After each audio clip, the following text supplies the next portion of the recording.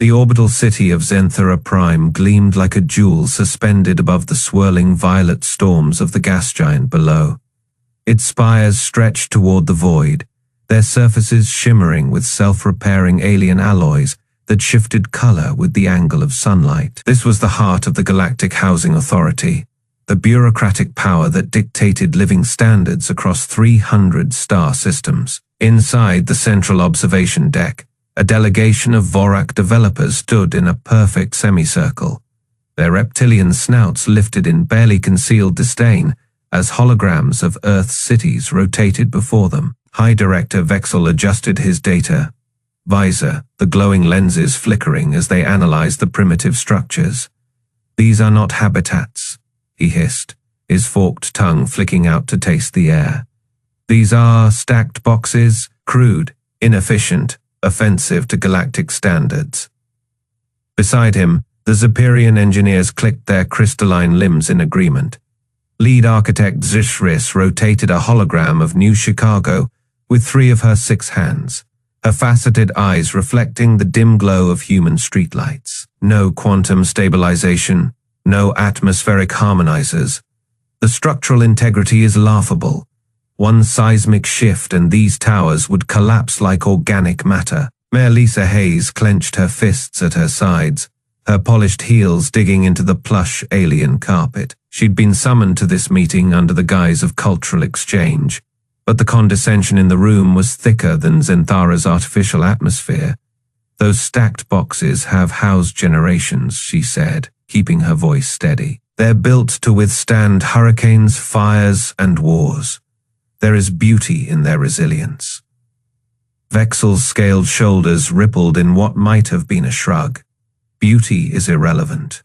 Efficiency is law. He flicked a claw, and the holograms shifted to show sleek, floating Zephyrian hive, towers replacing Earth's skyline. The GA has voted unanimously Earth cities will be rebuilt to galactic standards. Consider it a humanitarian gesture. Lisa's stomach turned. She'd read the reports, entire neighborhoods on Tau Ceti and Proxima Centauri bulldozed for renovation. Their populations relocated to cramped orbital habitats. "Our people like their homes," she said. "You can't just..." "Can't," Ziris interrupted, her voice chiming like breaking glass. "Your permits are signed, Mayor Hayes. Your planetary government approved this months ago. Did they not inform you?" Lisa's blood ran cold. The UN had been suspiciously quiet about the GA's recent proposals. She'd assumed it was bureaucracy. Now she understood. They'd been outmaneuvered. Vexel stepped closer, his shadow stretching over her. "You should be grateful. Your species will finally have real cities." He gestured to the holograms again, where human figures appeared as tiny, faceless specks next to the towering alien structures. "No more slums, no more decay. The Gaha will make Earth worthy of the Federation." Lisa forced herself to meet his slit, pupilled gaze. "Slums," she laughed, sharp and humorless. "You haven't even set foot on Earth, have you? Those slums have more life in one block than your entire sterile paradise." The Vorak's nostrils flared. Sentimentality is a weakness. Human progress cannot be stopped. He turned to Zris. "Begin Phase 1. Start with the coastal cities. They're the most vulnerable anyway." As the aliens turned away, already debating demolition schedules, Lisa reached into her pocket and thumbed the emergency beacon on her comm. The signal wouldn't reach Earth, not through Zenthara's jamming fields, but it would ping every human ship in the sector. A message in Morse code. Simple, old, human. They're coming. Be ready. The first Vorak demolition drones appeared at dawn. Their angular silhouettes blotted out the rising sun as they descended on New Chicago, plasma cutters humming with lethal energy. Mayor Lisa Hayes stood on the steps of City Hall, her fists clenched at her sides, as the alien machines touched down in the heart of downtown. Their landing struts cracked the pavement like eggshells. "Move your people to the designated relocation zones," said Vorak Overseer Krell, his scaled face unreadable behind his holographic visor. His reptilian tongue flicked out as he surveyed the city with obvious disdain. "This will be over quickly if you comply." Lisa stepped forward, her heels clicking against the broken concrete. "These aren't slums. This is our home. You can't just—" A deafening screech of tearing metal cut her off. One of the drones extended its cutting beam, slicing through a 20-story apartment complex, like it was made of wet cardboard. The building collapsed in a controlled implosion, reduced to dust in seconds. The Zephyrian engineers hovering nearby made chirping sounds of approval, their crystalline limbs refracting the morning light. "You call this architecture?" Krell snorted, gesturing at the ruins. "Primitive steel and concrete, no quantum stabilization, no adaptive alloys. The Galactic Housing Authority is doing you a favor." Around them, humans spilled out onto the streets, clutching children, pets, whatever they could carry. Some screamed. Others just stared, hollow-eyed, as the drones carved through block after block. Lisa's comms earpiece crackled with panicked reports from across the city. "Mayor Hayes, they just hit the south side grid. Power's down. Hospitals are running on backup generators." Lisa whirled on Krell. "You said this was humanitarian." "People are going to die." The Vorak overseer didn't even look at her. "Collateral damage is inevitable in progress." By midday, half of downtown was gone. The aliens worked with terrifying efficiency, their drones disassembling entire neighborhoods in hours. In their place rose the first skeletal frames of the new Zephyrian hive towers, sleek, floating structures that hovered above the ground on anti-gravity nodes. They looked like icicles, cold and perfect. Nothing like the messy, vibrant streets they replaced. Lisa watched from a crumbling overpass as a drone leveled a century-old library.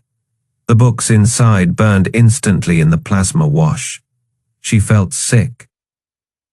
Then her aide, a young man named Carlos, grabbed her arm. "Lisa, you need to see this." He shoved a datapad into her hands. It was a classified gutter file, smuggled out by a sympathetic Zephyrian engineer. Lisa's breath caught as she scrolled through the documents. "They're lying," she whispered. Carlos nodded grimly. "It is not about humanitarian aid. Look at the geological scans." The file displayed a massive quantum mineral deposit beneath Earth's crust, directly under New Chicago, the richest vein in the sector. The GAR hadn't come to rebuild. They'd come to mine. Lisa's hands shook. She thought of the families being herded into sterile relocation camps, the history being erased. The Vorak thought they could just wipe humanity off the map and take what they wanted. "Get me Jake Morrison," she said, her voice low and dangerous. Carlos blinked. "The guy from Detroit, the one who built the steel warrens," Lisa finished. She stared at the rising alien towers, her jaw set. "If they want a war over our homes, we'll give them one." That night, under the eerie glow of the half-built hive towers, Lisa met Jake in the ruins of an old subway station. The ex-soldier looked like hell, grease, streaked face, cybernetic arm whirring softly as he worked on a salvaged Vorak power core. Around him, a ragtag team of engineers and hackers tore apart alien tech, studying it like scavengers picking a carcass clean. Jake didn't look up when she entered. "Heard they got to the arts district today." Lisa clenched her fists. "They're not stopping, Jake. They're going to take everything." Finally, he lifted his head. His eyes were hard. "Not if we take it back first."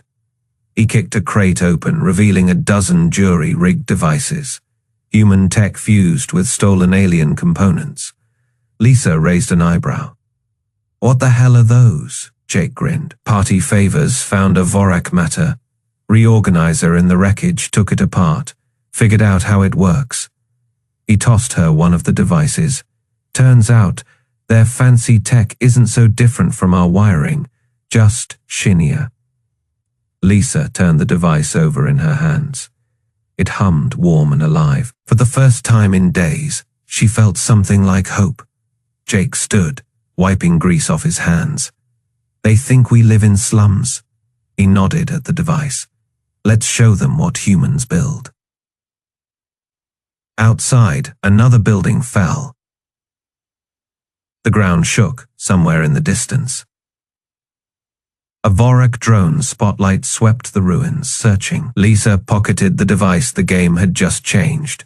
The ruins of old Detroit stretched for miles, a graveyard of steel and concrete where humanity had been pushed underground. The Vorak demolition drones had done their work well. What remained were skeletal frameworks of skyscrapers, their guts torn out and replaced with the sterile, hovering towers of the Superior Hive, cities. But beneath the surface, the city still breathed. Jake Morrison kicked aside a twisted I-beam, his cybernetic arm whirring as it adjusted its grip on the salvaged Vorak power core. The thing pulsed with an eerie blue light, its alien tech humming in a way that made his teeth ache. Around him, a dozen others worked in the dim glow of jury-rigged lamps, their faces smeared with grease and soot. "Another one," Maria called from across the rubble, her voice echoing in the cavernous remains of an old auto plant. She held up a shattered piece of Vorak tech, some kind of stabilizer, its crystalline structure cracked but still functional. "They left it behind like garbage." Jake smirked. Their mistake. The steel warrens stretched beneath the city, a labyrinth of tunnels and repurposed factories where the displaced had regrouped. It wasn't pretty, but it was theirs, and it was alive. A clatter of boots announced the arrival of Reyes, one of the few who'd managed to smuggle out schematics before the GA locked down their databases. He slid down a collapsed support beam, landing hard beside Jake. "You're not gonna believe what I found," he panted, holding up a cracked data pad. "The Vorak weren't just tearing us down for the minerals. Their whole damn city floats on quantum stabilizers. One fails, the whole thing drops like a rock." Jake's eyes narrowed. "You're saying we can bring it down?" Reyes grinned. "I'm saying we can do better. We can steal it." The team gathered around the flickering hollow. Display Reyes had rigged from scavenged parts. The schematics showed the underbelly of New York's new floating district, its gravity cores glowing like pulsing hearts. "They think we're rats hiding in the rubble," Maria muttered, her fingers tracing the lines of the diagram. "But we've been down here before. We know how to build from nothing." Jake flexed his cybernetic hand, the servos whining softly. "Then let's give them a lesson in human engineering." Over the next week, the Warrens became a workshop. The Vorak matter, reorganizer, a device meant to break down structures, was repurposed. Instead of deconstructing, it was reprogrammed to rebuild. Scraps of metal, shattered concrete, even the alien alloy debris, all of it fed into the machine, reshaped into something new. "They called our homes slums," Jake said, watching as the reorganizer fused steel beams into a skeletal framework. "But slums don't fight back." Maria wiped sweat from her brow, her hands blackened from hours of rewiring. "You really think this'll work?" Jake didn't answer right away. He stared at the half-formed structure, its jagged edges promising something brutal and beautiful. "They build cities to impress. We build to survive, and survival's got teeth." Deep in the Warrens, the first prototype activated. Walls shifted, streets reconfigured, and the very ground seemed to breathe. The city wasn't dead. It was waiting. Reyes let out a low whistle. "They're gonna regret calling us primitive." Jake grinned. "Oh, they're gonna regret a lot more than that." The gas new model city gleamed above the ruins of New York. Its gravity, defying towers stretching toward the stars like fingers of polished crystal. The alien structures pulsed with an eerie blue light, their perfect symmetry mocking the jagged skyline of human ruins below. Superior engineers floated between the towers on anti-grav platforms, making final adjustments while Vorak overseers watched from observation decks, their reptilian eyes scanning the city with smug satisfaction. Beneath the streets, in the labyrinth of old subway tunnels and maintenance shafts, Jake Morrison wiped grease from his cybernetic arm. The dim glow of stolen Vorak tech illuminated the faces of his team. Engineers, hackers, and former construction workers who had spent weeks salvaging anything they could from the wreckage. "You sure this will work?" asked Maria Chen, her fingers hovering over a jury-rigged control panel. Jake grinned. "They think their city is untouchable. Let's see how they like it when the ground bites back." The quantum destabilizers, stolen from a Vorak demolition drone, hummed in the center of the room, their cores flickering with unstable energy. Jake had spent 3 sleepless nights rewiring them, turning a tool meant to dismantle human buildings into a weapon that could unravel alien gravity fields. Above them, Mayor Lisa Hayes stood at the edge of what had once been Central Park, now a flattened expanse of alien alloy. A delegation of GA officials approached, led by Vorak Overseer Krell, his scaled face twisted in a condescending smile.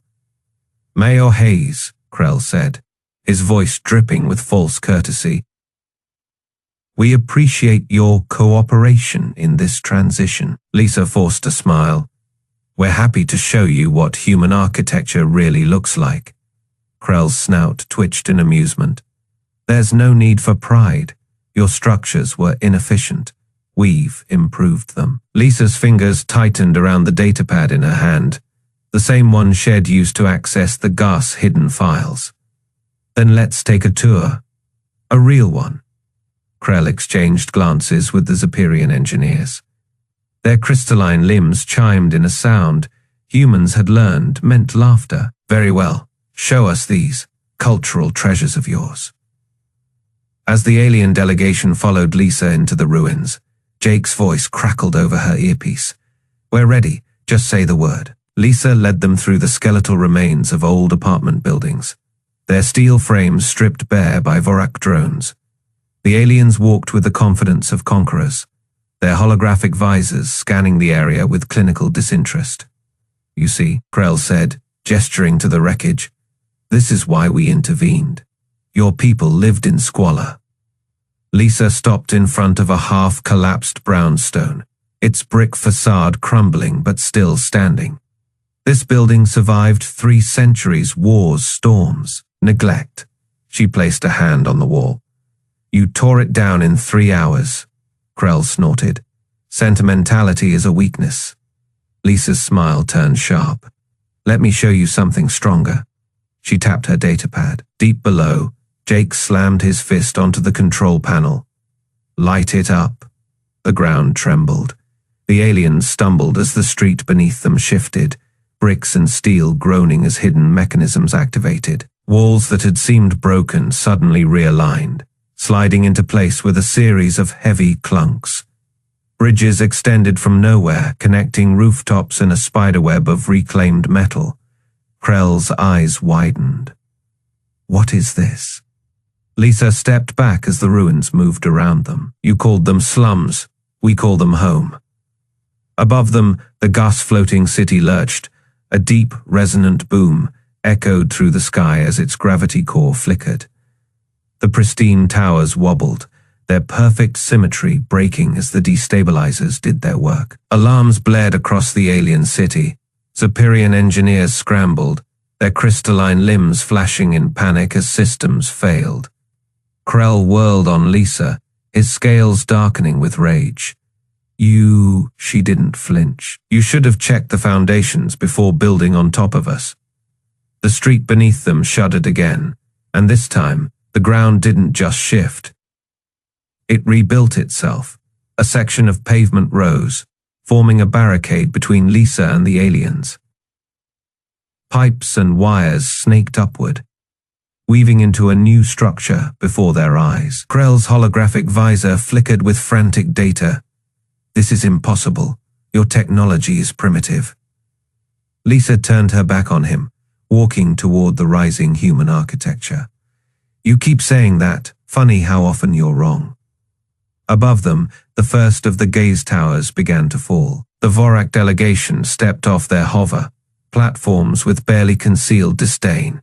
Their scaled feet touched the cracked pavement of what the humans had called Old Downtown, a sector supposedly preserved for historical study. Eye-legged Vrox adjusted his data, visor, the holographic display flickering as it scanned the dilapidated buildings. Charming, he hissed, his forked tongue tasting the air. You preserved your failure as a monument. Beside him, Mayor Lisa Hayes kept her face neutral. The morning sun glinted off the half-collapsed skyscrapers, their broken windows like missing teeth.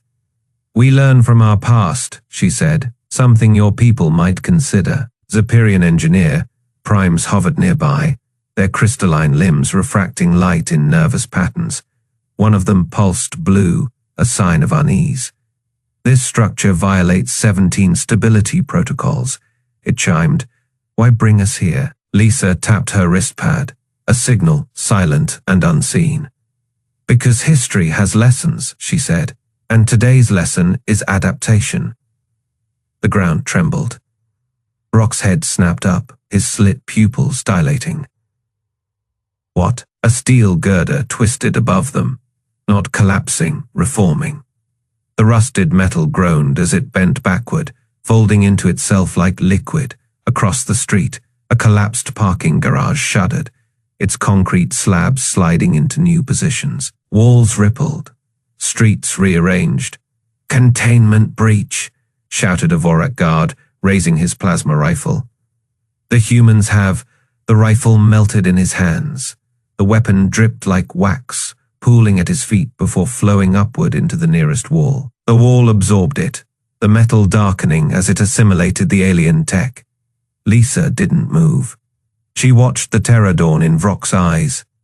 You replaced our homes with your perfect cities, she said, but you never asked why ours lasted centuries. A Zephyrian engineer shrieked as the pavement beneath it flexed, swallowing its lower limbs, the crystalline being flailed, its panic pulses flashing crimson.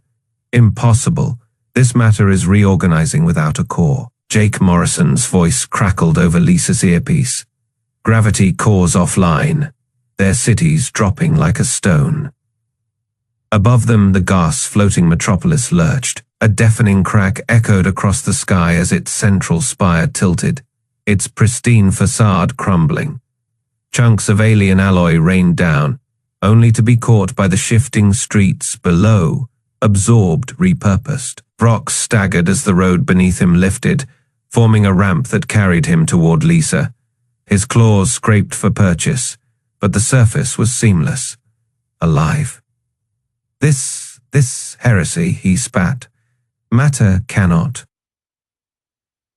Can't, Lisa interrupted. She pointed at the sky. Your city's falling. Ours is standing. The truth hit Vrox like a plasma bolt. Human slums were never weak. They were modular, designed to collapse just enough to survive. To rebuild, a Vorak drone swooped low, its scanners blaring. Structural anomaly detected, it warbled. Localized quantum field distorting. The street leaped upward, a tendril of asphalt snaring the drone mid-air. The machine sparked, then merged with a nearby lamppost, now glowing with stolen alien energy. Jake's team had done it. They'd turned the Vorak's own matter, reorganizers against them. Jury rigged into the bones of the city. New Chicago wasn't being destroyed. It was evolving. Lisa finally stepped forward, the ground firming beneath her. You called them slums, she said, loud enough for every alien recorder to hear. We call them home. The Zephyrians were retreating, their crystalline forms flickering with emergency teleport signals, but the Vorak, proud, stubborn, stood their ground. Rox bared his fangs. You cheat, he snarled. Lisa smiled. No, we build. Above them, the gas city screamed as its gravity core failed completely. The massive structure listed sideways, its spires snapping like twigs, and beneath it, New Chicago stretched, steel sinews and concrete muscle rising to catch the falling wreckage, absorbing it. The last thing Vrox saw before his emergency beam. Out was a human street, swallowing a chunk of his people's masterpiece, turning it into part of the neighborhood. Jake's laughter echoed through Lisa's earpiece. They wanted to rebuild us, hell. We just upgraded. Somewhere in the chaos, a child's voice rang out, a boy watching from a reinforced balcony. Mom, the whole city's Lego now. Lisa couldn't argue with that. The Vorak delegation stumbled as the ground beneath them shifted like liquid metal. Their holographic data visors flickered wildly, unable to process what was happening. High Commander Vex, his scaled face twisted in confusion, grabbed a crumbling wall for support, only for the surface to ripple and reform into a new shape beneath his claws. What is this trickery? Vex snarled, his forked tongue darting out in agitation. Lisa Hayes stood calmly in the center of the chaos, her arms crossed. Around her, the streets of New Chicago were rewriting themselves. Buildings collapsed only to reassemble mid-fall, their structures adapting like living organisms. Bridges extended where none had existed moments before, connecting rooftops in a spiderweb of reclaimed steel. No trick, Lisa said, just human engineering. One of the Zeperian engineers, her crystalline limbs trembling, tapped frantically at a scanner. Impossible. Our models predicted these structures would take years to rebuild after demolition. Jake Morrison's voice crackled over Lisa's comm. That is because you idiots only scanned the surface. His grin was audible. You ever heard of foundations? The ground beneath the aliens shuddered again. With a sound like 1,000 gears turning, the pavement split open, revealing the underground network of repurposed factories, transit tunnels and jury, rigged power grids that had been expanding beneath their feet for weeks. Vex's eyes widened as he finally understood. You didn't lose your cities when we tore them down. You just moved them. Lisa nodded. Down, up, sideways, whatever worked. She gestured to the shifting skyline. You called them slums. We call them home. A Zeperian engineer shrieked as the street beneath her feet suddenly elevated, carrying her upward like an escalator made of rubble. The ruins weren't ruins at all. They were components in a city-sized puzzle, constantly rearranging. High above, the gas-floating city groaned as its gravity core destabilized. Alien alloy buckled under stresses it was never designed to handle. A tower listed dangerously, its pristine facade cracking as the human-built infrastructure beneath it adapted, absorbing the alien materials into its own growing framework. This isn't architecture, Vex whispered, watching in horror as a Vorak demolition drone was swallowed whole by a reforming skyscraper. This is alive. Jake's laughter echoed through the comms. Nah, just good old human stubbornness. The Zeperian delegation scrambled back as a section of wall beside them breathed, its surface reconfiguring into a bridge that connected two collapsing buildings mid-fall. Their lead scientist, Dr. Zell, dropped her scanner in shock. Your buildings, they learn? Lisa shrugged. We had to improvise after you tore everything down. Turns out when you mix stolen Vorak matter, reorganizers with human construction bots, and a few thousand tons of desperation. She gestured at the ever-shifting cityscape. This happens. A deafening crack split the air as the GAR's central spire began its slow collapse toward Earth. But halfway down, the falling debris stopped, caught in an invisible web of restructured gravity fields. The wreckage hovered, then flowed like liquid into the waiting framework of New Chicago's rebirth. Vex's crest flattened against his skull in defeat. You used our own technology to eat our city. Lisa smiled. Recycling very eco-friendly. The remaining Vorak delegates huddled together as the ground beneath them reconfigured into a perfect amphitheater. Seats rising from the rubble as if the city itself wanted them to have a better view. Dr. Zell's voice trembled. This isn't just survival. This is evolution. High above, the last of the gas-floating city dissolved into the hungry, adaptive embrace of human architecture. The skyline that emerged was neither wholly alien nor entirely human, but something new, something better. Lisa turned to the shell, shocked aliens. You build monuments, we build survival. She paused. And right now, we're surviving real good. Vex stared at the hybrid skyline, where Zepyrian crystal fused with human steel, where Vorak alloys bent to the will of Earth, born ingenuity. For the first time, the High Commander looked at a human, not with pity, but with something dangerously close to fear. The galaxy had thought humans lived in slums. The galaxy had been wrong. The twin suns of the Sol system cast golden light across the new skyline of Earth. Where once the sterile spires of the gas model city had loomed, now stood something far more magnificent, a fusion of human resilience and alien technology.